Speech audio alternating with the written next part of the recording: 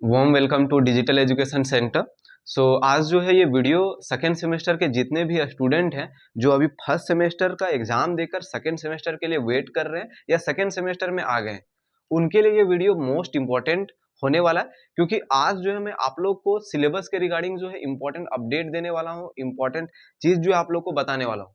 जैसे आप लोग का सबसे ज्यादा डाउट यही है कि सेकेंड सेमेस्टर का सिलेबस क्या है, सिलेबस के ऊपर न्यू सिलेबस आया या कब आएगा, आया है कि नहीं आया, कौन सा सिलेबस से जो है हम लोग को स्टडी करना है, ओल्ड सिलेबस स्टडी करना है या न्यू जो सिलेबस के अकॉर्डिंग जो आया, न्यू एजुकेशन पॉलिसी के अकॉर्डिंग आया है, उसको जो है आप लोग को स्टडी करना है। पढ़ाई जो आप लोग को सेकेंड सेमेस्टर कैसे शुरू करना है, इसके रिगार्डिंग जो है complete information with complete strategy आपको जो है इस वीडियो के माध्यम से जो है बताया जाएगा। वीडियो को एंड तक जरूर देखिएगा और अपने दोस्तों के साथ शेयर जरूर कर दीजिएगा। ओके, सबसे पहले अगर मैं बात करूं सिलेबस का, तो आप लोग को पता है कि आप लोग का जो है न्यू एजुकेशन पॉलिसी लागू हुआ है। आप लोग का क्या है, न्यू एजुकेशन पॉलिसी जो है आप लोग का लागू हुआ है। और आप लोग जो है 2024 बैच वाले हो, तो 2024 के लिए कौन सा न्यू एजुकेशन पॉलिसी लागू हुआ, 2024 न्यू एजुकेशन पॉलिसी 2024। अब आप लोग को मैं बता दूं कि न्यू एजुकेशन पॉलिसी झारखंड के केस में जो है 2 बार लागू हुआ था। जेयूटी का, Jharkhand university of technology diploma का 2 बार लागू हुआ था। आप लोग के सीनियर का जो कि 2023 में जो एक बार लागू हुआ था न्यू एजुकेशन पॉलिसी। और इसको जो है क्या करना था कि फॉलो करवाना था, इसको जो है आप लोग को क्या करवाना था, फॉलो करवाना था। अब इसमें जो है आप लोग के अलग अलग सिलेबस थे, उनका फर्स्ट सेमेस्टर में कुछ अलग था, सेकंड में कुछ अलग था, थर्ड में कुछ और हुआ। उनका जो एक बार सिलेबस जारी कर दिया गया कि आप लोग का फर्स्ट ईयर में ये सिलेबस है, सेकेंड ईयर में आप लोग का ये सिलेबस है। ठीक है, उनका लागू हुआ, उनका जो है उस सिलेबस के अकॉर्डिंग जो क्या हो रहा है कि पढ़ाई चालू हो गया। अब जिस समय आप लोग आए 2024 में एडमिशन लिए, अब जेयूटी का क्या हुआ कि उनको लगा कि नहीं, 2023 का जो हमने सिलेबस न्यू एजुकेशन पॉलिसी में दिया था, इसमें कुछ छूट रहा है या कुछ गड़बड़ है, कुछ चीज जो है इसमें और इंप्रूव करने का नीड है। अब इसमें क्या किया गया कि आप लोग के समय में जो है और चेंजमेंट ले आया गया। क्या ले आया गया, चेंजमेंट ले आया गया। अब इसमें क्या है कि फर्स्ट सेमेस्टर में जो है ब्रांच पेपर शुरू कर दिया गया। पहले के केस में क्या होता था कि सेकंड सेमेस्टर, पहले के केस में तो जो ओल्ड सिलेबस था, ओल्ड न्यू एजुकेशन पॉलिसी का नहीं, ओल्ड सिलेबस के अकॉर्डिंग जो है थर्ड सेमेस्टर से आप लोग का क्या होता था, ब्रांच पेपर होता था। थर्ड सेमेस्टर से ब्रांच पेपर सिस्टमेटिक वे में, बेसिक ब्रांच पेपर।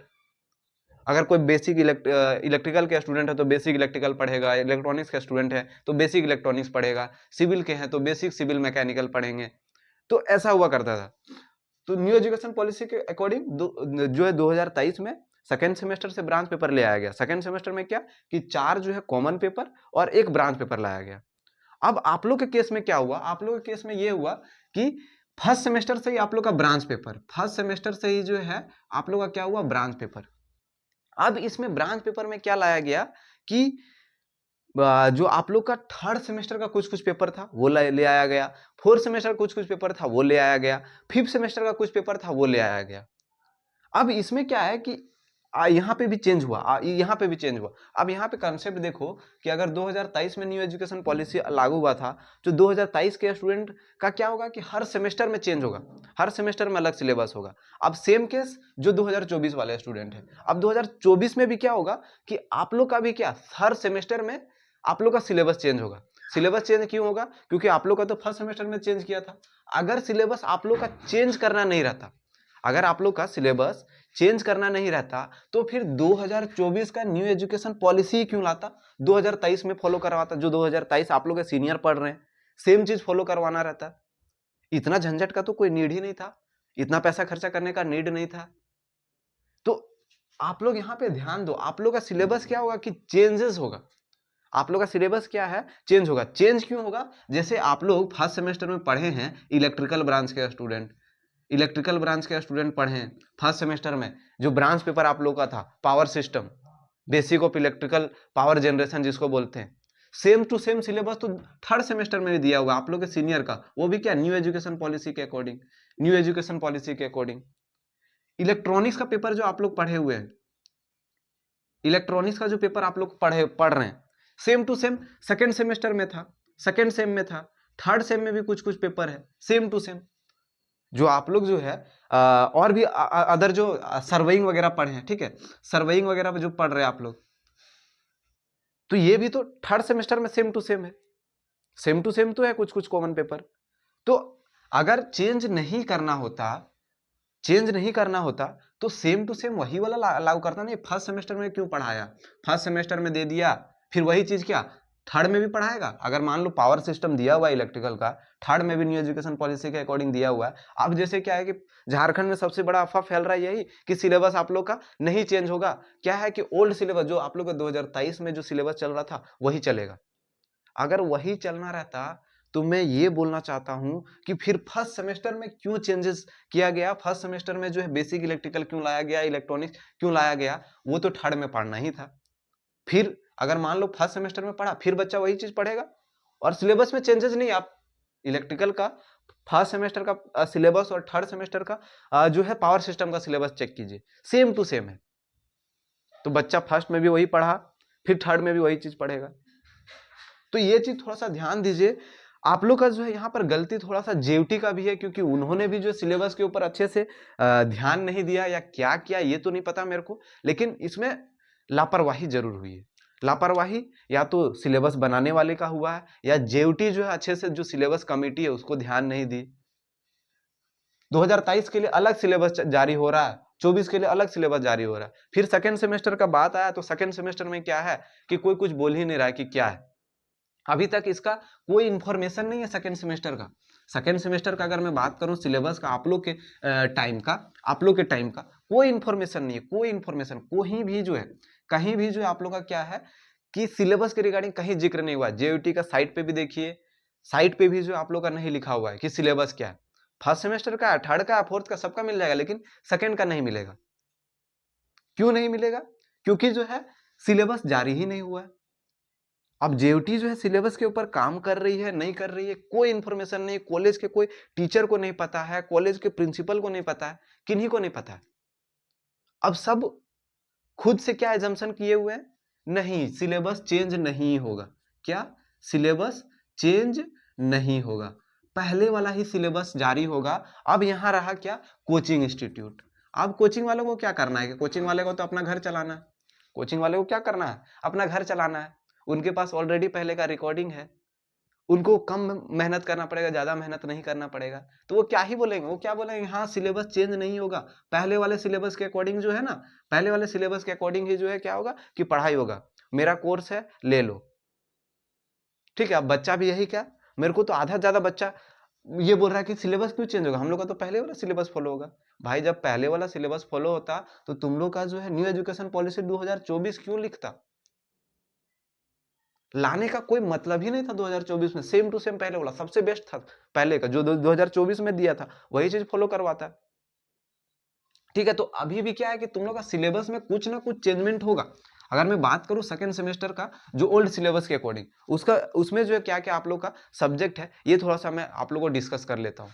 यही है कंक्लूजन, यही है कि सेकेंड सेमेस्टर में भी जो है आप लोग का क्या होगा कि सिलेबस चेंज होगा पॉलिसी के हिसाब से, जिस हिसाब से चेंज किया फर्स्ट में, तो आप लोग का क्या है कि सेकंड में भी चेंज करना था, लेकिन अभी कोई ये नहीं है। लेकिन चांसेस है कि आप लोग का सिलेबस चेंजेस होगा रूल के हिसाब से। और अगर चेंज नहीं होता इसका मतलब क्या कि या तो जेयूटी जो है अच्छे से इस पे फोकस नहीं किया, या जो सिलेबस कमेटी के मेंबर्स है वो इस पे बिल्कुल ध्यान नहीं दिए, लापरवाही। ठीक है, और मुझे लगता है सबसे ज्यादा तो मेरे को लगता है कि जेयूटी ही पागल के जैसा है। मुझे बोलना नहीं चाहिए था बट ये बोलना पड़ रहा है, क्योंकि कुछ भी इंफॉर्मेशन ढंग का स्टूडेंट को नहीं दिया जाता है। और स्टूडेंट तो झूठ मूठ का कोई यूट्यूब पे आ रहा है अफवाह फैला दे रहा है कि हाँ ये है वो है। ठीक है, जबकि एक्चुअल जो काम था वो जेयूटी का था कि ऑफिशियल एक नोटिस जारी कर देता है कि हाँ यही सिलेबस आप लोग को फॉलो करना है, वो भी नहीं किया हुआ है। ठीक है, तो चांसेस यही है कि आप लोग का जो है सिलेबस में कुछ ना कुछ चेंजमेंट आएगा। अगर मैं बात करूं कि आप लोग को करना क्या है, तो आप लोग को थोड़ा सा मैं पहले का सिलेबस बता देता हूं, उसके बाद मैं बताता हूं आप लोग अभी कौन सा सिलेबस को फॉलो करेंगे। ठीक है, ये चीज अब देखो, पहले जो सिलेबस आप लोग का था इसमें भी क्या था कि इसमें भी बहुत ज्यादा कंफ्यूजन था। पहले क्या किया था कि तीन पेपर, तीन पेपर और एक ब्रांच पेपर, तीन कॉमन पेपर और एक ब्रांच पेपर लागू किया था कि प्रोजेक्ट मैनेजमेंट स्किल, आपका जो है स्टैटिस्टिक्स, एनालिटिक्स और fundamental of electrical and electronics ये कॉमन पेपर है। और एक आप लोग का ब्रांच पेपर होगा। ब्रांच पेपर में क्या कि आप लोग का इलेक्ट्रिकल ब्रांच है तो उनको ट्रांसफार्मर अल्टरनेटर पढ़ना होगा। अगर कोई इलेक्ट्रॉनिक्स के स्टूडेंट है, इलेक्ट्रॉनिक्स ब्रांच के स्टूडेंट है, तो आप लोग को जो है डिजिटल इलेक्ट्रॉनिक्स पढ़ना होगा। अगर कंप्यूटर साइंस के स्टूडेंट है तो उनको पाइथन प्रोग्रामिंग पढ़ना होगा। अगर जो है सिविल के स्टूडेंट है तो आपको जो सिविल और जो एक न्यू ब्रांच ओपन हुआ है जैसे आर्किटेक्चर का, और आर्किटेक्चर वाले स्टूडेंट जो है वो पढ़ेंगे सर्वेइंग। और अगर मैकेनिकल, मेटलर्जी एंड ऑटोमोबाइल है तो वो पढ़ेंगे क्या, मटेरियल इंजीनियरिंग या मेटल साइंस इंजीनियरिंग। ठीक है, ये चीज पढ़ेंगे। ये था सिलेबस में, स्टार्टिंग में जिसमें लागू हुआ था। उसके बाद फिर क्या हुआ, एग्जाम के टाइम में एक और ऐड कर दिया गया, क्या, इन्वायरमेंट। अब इसका बोला गया कि नहीं, ये तो आप लोग का जो प्रोफेशनल स्किल टाइप का है, इसका एग्जाम नहीं होगा, लेकिन इसका भी एग्जाम हो गया लास्ट में। ठीक है, तो अब जो है टोटल आप लोग का क्या हो गया कि टोटल जो है 4 पेपर हो गया। Total 4 common paper old syllabus के हिसाब से, और एक जो है ब्रांच पेपर, और एक क्या आप लोग का ब्रांच पेपर। टोटल 5 सब्जेक्ट जो है आप लोग का सेकेंड सेमेस्टर में था। अब यहाँ पर बात है कि आप लोग को जो है ये सब स्टडी करना चाहिए कि नहीं। तो सबसे पहला मैं बता दूं, प्रोजेक्ट मैनेजमेंट स्किल सही है, अच्छा है, लेकिन आप लोग का उतना जिस हिसाब से देना चाहिए उस हिसाब से कहीं भी पढ़ाई नहीं होता है ढंग का। स्टैटिस्टिक्स, एनालिटिक्स, थोड़ा सा मैथमेटिक्स है, इसमें कुछ पोर्शन जो है आप लोग का क्या है कि आप लोग का कंप्यूटर साइंस का पाइथन है।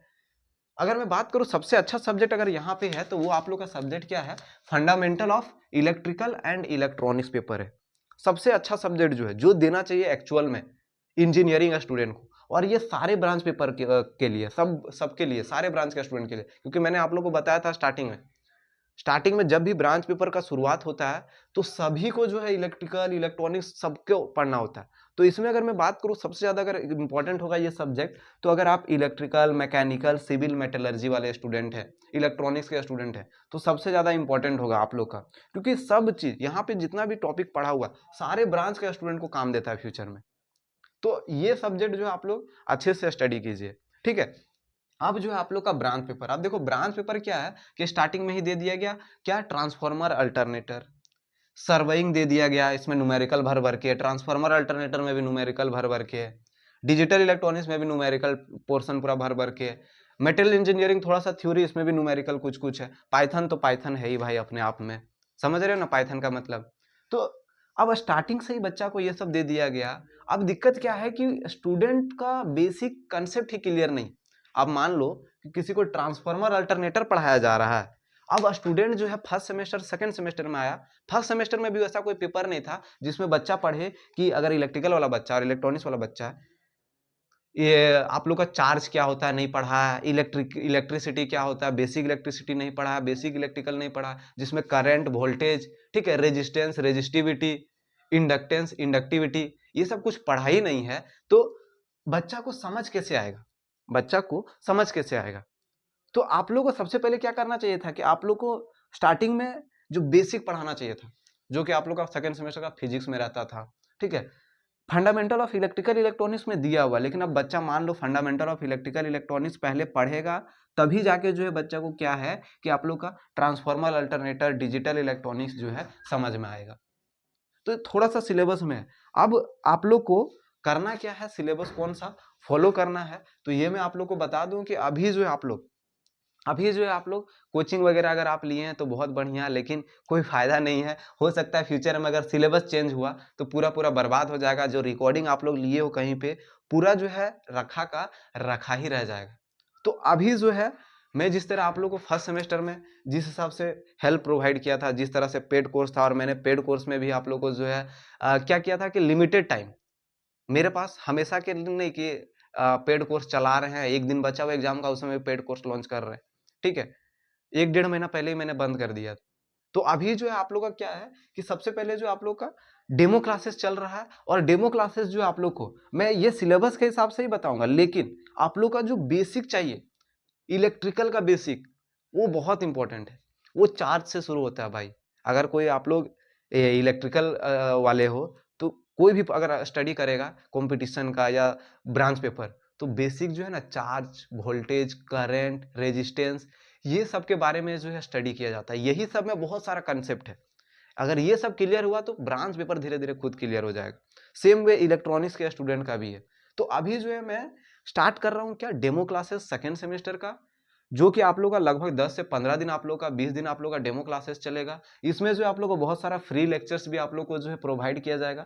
तो आप लोग को बेसिक चीज जो बेसिक अभी चाहिए वो बेसिक आप लोग को बताया जाएगा। देन जो है आप लोग का इस सिलेबस के हिसाब से जो आप लोग का क्लासेस करवाया जाएगा। तब तक जो है न्यू सिलेबस आता है तो न्यू सिलेबस, मैं तो अभी इसको शुरू नहीं कर रहा हूँ, मैं बेसिक शुरू कर रहा हूँ। ठीक है, बेसिक शुरू कर रहा हूँ, लेकिन हाँ ये सबका भी बेसिक रहेगा। ये नहीं कि डायरेक्ट अब फंडामेंटल ऑफ इलेक्ट्रिकल इलेक्ट्रॉनिक्स में पहला ही चैप्टर या दूसरा चैप्टर में दिया हुआ है इंडक्शन मशीन, ट्रांसफार्मर, इसमें भी ट्रांसफार्मर दिया हुआ है। अब डायरेक्ट ट्रांसफार्मर पढ़ लेगा बच्चा, जब उसको यहाँ ट्रांसफार्मर में जब बात होगा मैग्नेटिक सर्किट का, ट्रांसफार्मर में जब बात होगा इलेक्ट्रोमैकेनिकल कन्वर्जन सिस्टम का, जब यहाँ पे बात होगा रेजिस्टिविटी का, ठीक है, कंडक्टिविटी का, तो बच्चा कैसे जानेगा कि रेजिस्टिविटी क्या होता है, कंडक्टिविटी क्या होता है? क्योंकि 10th में तो पढ़ा है लेकिन बेसिक सा पढ़ा है।